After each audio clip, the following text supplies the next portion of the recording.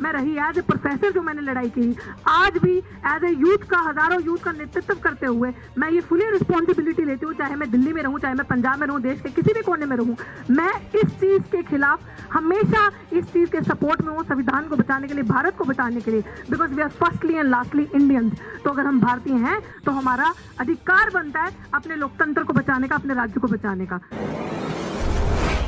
सम्मानित मंच और यहाँ एकत्रित हुए जितने भी लोग आज मिशन सेव कॉन्स्टिट्यूशन के नेतृत्व में ये जो भारत को बचाने की एक मुहिम,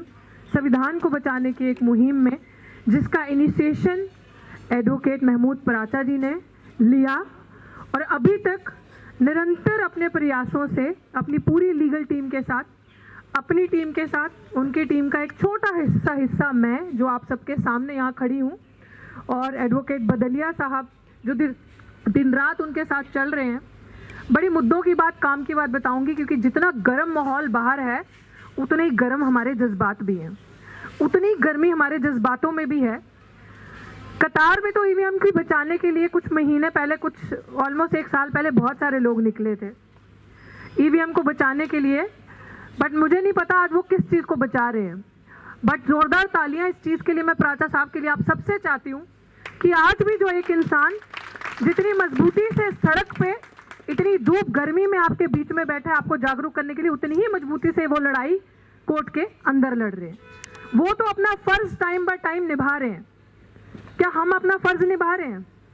बहुत सारे लोगों को हमने देखा था लड़ाई लड़ते ईवीएम की, बहुत सारे लोग आज किसी और चीज की लड़ाई लड़ रहे हैं, वही चेहरे। और अभी भारत देश की और सिचुएशन हमारी कंट्री की, हमारे देश की ये हो चुकी है कि हम कह रहे हैं कि हम इस मशीन को हटाएं, हम इस मशीन को हटाना चाहिए, मशीन से वोट चोरी हो जाते हैं, फिर हम छाती पीटते हैं अपनी जोर जोर से जब हम चुनाव हार जाते हैं। ऑपोजिशन पार्टीज की बात कर रही हूँ। और बड़ी प्रैक्टिकल बात करते हैं, मुझे ऐसा लगता है कि शर्म आनी चाहिए आपको, शर्म आनी चाहिए तब जब आप चुनावी वोट लेते हो और आपको पता है नतीजा क्या आएगा, कि आप हारोगे ही हारोगे, चाहे वो हरियाणा के चुनाव होंगे, चाहे वो हाल ही में दिल्ली के चुनाव हो गए, चाहे उससे पहले किसी भी तरीके के चुनाव थे, आपको पता, आपने मुंह की खाई, चाहे वो उत्तर प्रदेश का चुनाव था, तो आपने हर तरीके से एक जोरदार, जिसे कहते हैं ना, चमाटा आपके मुंह पे पड़ा है। और वो अब इस तरीके की सिचुएशन होगी कि मैं ऑपोजिशन पार्टीज के बड़े बड़े नेताओं को देखती हूँ, सर, दलितों के छात्रावास में जाने से कुछ नहीं होगा, दलितों के घर खाना खाने से कुछ नहीं होगा। ये मैं रूलिंग पार्टी की बात नहीं कर रही, मैं ऑपोजिशन पार्टी के लीडर्स की बात कर रही हूँ। अपनी छाती पीटने से हारने के बाद कुछ नहीं होगा।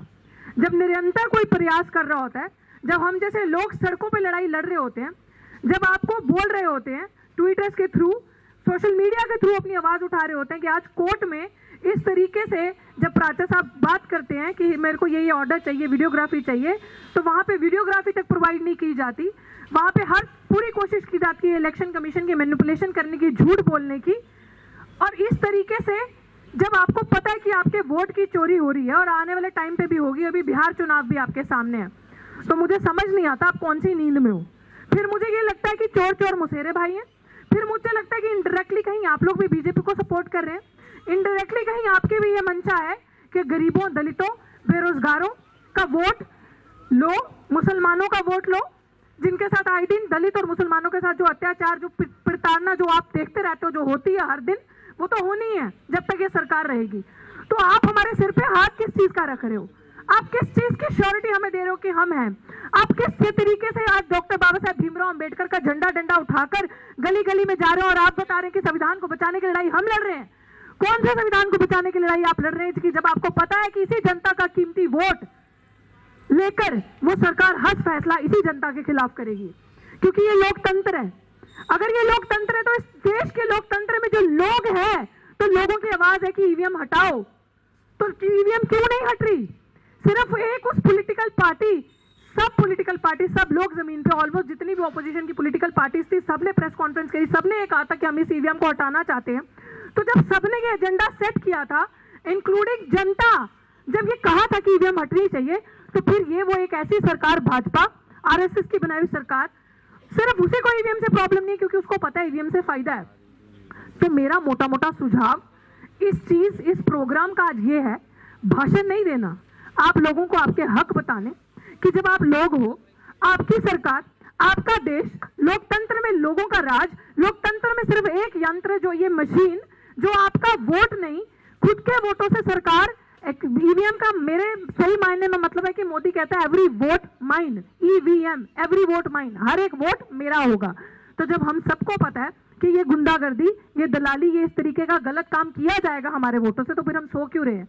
फिर हम ये आज की गर्मी या और अधिक आने वाले वक्त में मरने के लिए और तैयार हम बैठे हैं, और मरेंगे हम अगर इसी तरीके से चलता रहा कि जो नुमाइंदे, जो ऑपोजिशन के एमएलए एमपी, जिनके ऊपर आज भी आप विश्वास कर रहे हो, सर मैंने इब्राहिम लिंकन को तो देखा नहीं, मैंने डॉक्टर अम्बेडकर को देखा, सुना, पढ़ा, जितना पढ़ा, देखा मैंने कि सुना कि अम्बेडकर को अगर देखना है तो उनकी किताबें पढ़ लो, उनको पढ़ लो। तो अगर अम्बेडकर अकेला चल सकता था और इस भारत देश का संविधान लिख सकता था, जिसकी बदौलत आप और हम यहाँ पर बैठे हैं अपना हक अधिकार मांगने के लिए, तो फिर ऐसी कौन सी चीज हमें रोक रही है कि हम उन्हीं नेताओं का, जो आपके नौकर, आपके सेवादार, एमएलए एमपी कोई खुदा नहीं है। हमेशा प्राचा साहब, हमेशा हम अधिकतर आपको अपनी बात में बोल के बताते हैं कि आपके सेवादार हैं, आपका हुक्म मानने के लिए, आपके गुलाम असली में अगर कोई है तो वो वहां बैठे हैं आपका नेतृत्व करने के लिए। तो कॉलर पकड़ के पूछो ना कि अब दोबारा चुनाव जब हारोगे तभी बोलोगे। अगर हम आज भी जागरूक हो जाएं, अगर ये आवाज, जितनी जनता, जितने आप लोग अभी यहाँ पे बैठे हो, अगर हर कोई अपने आप को डॉक्टर अम्बेडकर समझे, तो आप ये मान के चलो कि अगर अभी ये संख्या बढ़ के आने वाले वक्त में वहां तक हो जाए और पूरा मैदान आगे तक बढ़ जाए, तो ये जो बिहार का चुनाव है इसको हम वोटिंग मशीन से करवाएंगे। और अगर बिहार का चुनाव ईवीएम मशीन से हटके बैलेट पेपर से होगा, तो आप देखिएगा इनकी सरकार कभी वहां नहीं बन सकती, और उसका असर दिल्ली सरकार पे भी पड़ेगा, दिल्ली की सरकार भी गिर जाएगी, इनके हरियाणा की सरकार भी गिरेगी, हर जगह इनके पर्दे जो है वो फाश किए जाएंगे। लेकिन अगर हम लड़ेंगे तो, अगर हम इस चीज के लिए बोलेंगे तो, अदरवाइज पॉसिबल नहीं है। और अगर वकील हमारे